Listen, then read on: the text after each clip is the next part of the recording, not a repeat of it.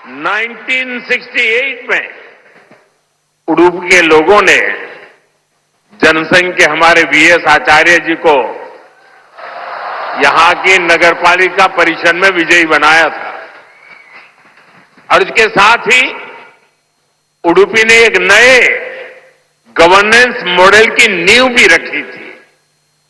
आज हम स्वच्छता के जिस अभियान को राष्ट्रीय रूप देख रहे हैं उसे उडुपी ने 5 दशक पहले अपनाया था। जल आपूर्ति और ड्रेनेज सिस्टम का एक नया मॉडल देना हो, उडुपी ने ही 70 के दशक में इन कार्यक्रमों की शुरुआत की थी।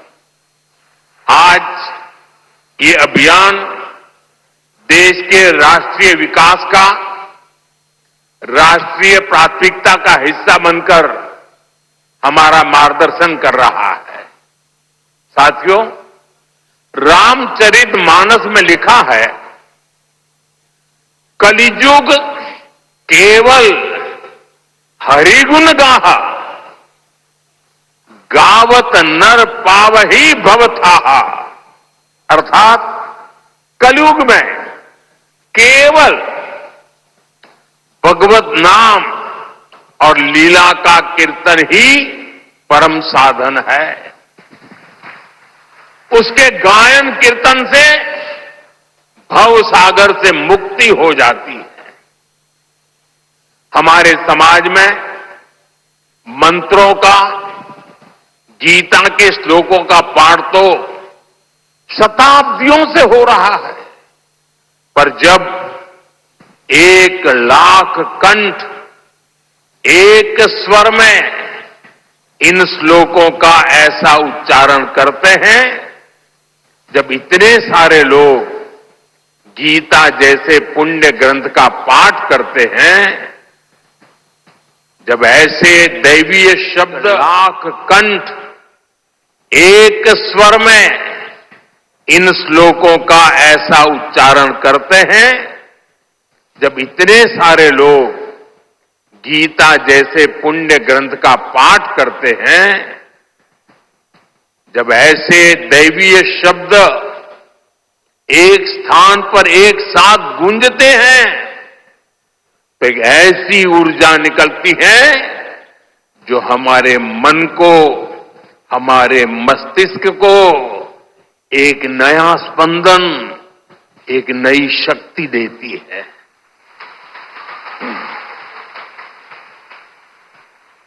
यही ऊर्जा अध्यात्म की शक्ति की है। यही ऊर्जा सामाजिक एकता की शक्ति है। इसलिए आज लक्ष्य कंठ गीता का ये अवसर एक विशाल ऊर्जा पिंड को अनुभव करने का अवसर बन गया है। ये विश्व को सामूहिक चेतना, कलेक्टिव कॉन्शियसनेस की शक्ति भी दिखा रहा है।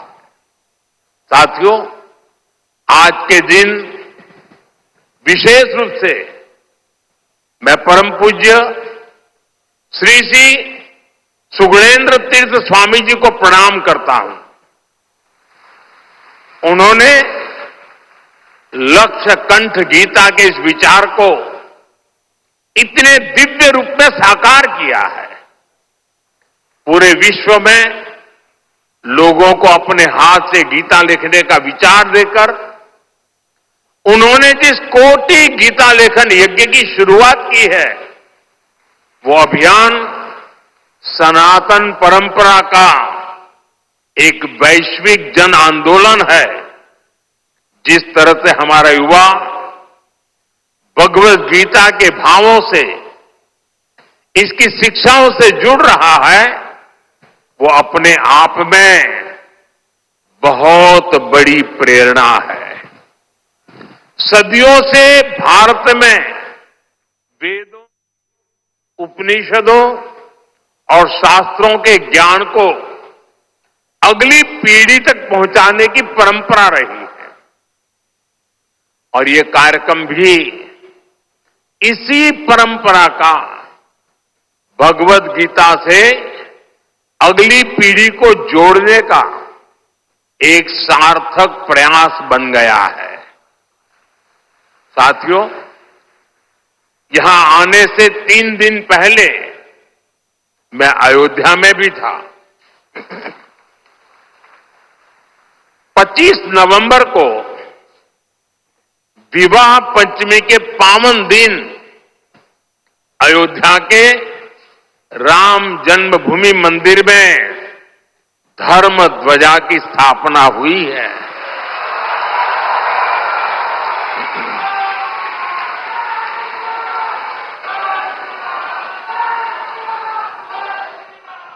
अयोध्या से उडुपी तक असंख्य राम भक्त इस दिव्यतम और भव्यतम उत्सव के साक्षी बने हैं। राम मंदिर आंदोलन में उडुपी की भूमिका कितनी बड़ी है, सारा देश इसे जानता है। परम पूज्य स्वर्गीय विश्वेश तीर्थ स्वामी जी ने दशकों पहले राम मंदिर के पूरे आंदोलन को जो दिशा दी, ध्वजारोहण समारोह उसी योगदान की सिद्धि का पर्व बना है। उडुपी के लिए राम मंदिर का निर्माण एक और कारण से विशेष है। नए मंदिर में जगत गुरु मध्वाचार्य जी के नाम पर एक विशाल द्वार भी बनाया गया है। भगवान राम के अनन्य भक्त जगतगुरु मध्वाचार्य जी ने लिखा था,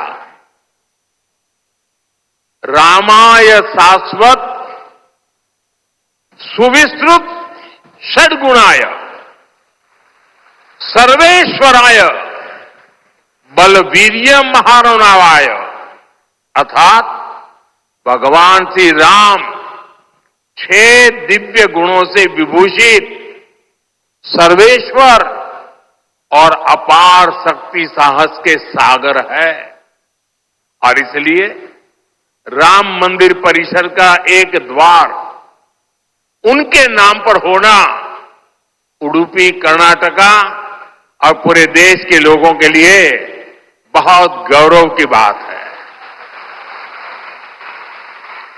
साथियों, जगतगुरु श्री मध्वाचार्य जी भारत के द्वैत दर्शन के प्रणेता और वेदांत के प्रकाश स्तंभ है। उनके द्वारा बनाई गई उडुपी के अष्टमठों की व्यवस्था संस्थाओं और नव परंपराओं के निर्माण का मूर्त उदाहरण है। यहां भगवान श्री कृष्ण की भक्ति है, वेदांत का ज्ञान है और हजारों लोगों की अन्न सेवा का संकल्प है।